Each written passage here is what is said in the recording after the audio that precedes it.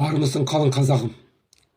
Мен ұлы атақты адамдардың жазып айтып кеткен сөздерін оқып отырып, саясыз, сауатсыз халықтың ертеңі жоқ деген сөзге қайран қалдым. Өйткені қазақ халқының көп мөлшері саяси сауатсыз.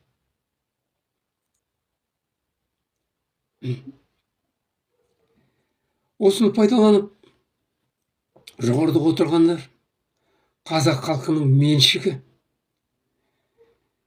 қазақ халқының мақтанышы, мемлекетінің өркендеуінің қазына қоры, жер асты мен жер астындағы қазына байлықтарын бәрін сатып жіберген. Олар уран рудниктері, газ бен мұнай мен газ, көмір өндіру кешендері тағы басқа толып жатқан байлықтарымыз. Және мыңдаған гектар құнарлы жерлерді Кулагин мен Терещенко сияқты тағы басқалардың қолына өтіп кеткен.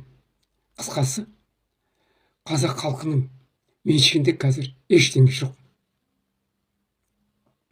Көп кісілер мен саясатпен айналыспаймын дейді, мүләйісіп, өзінің сауатсыз, надан екенін көрсетіп.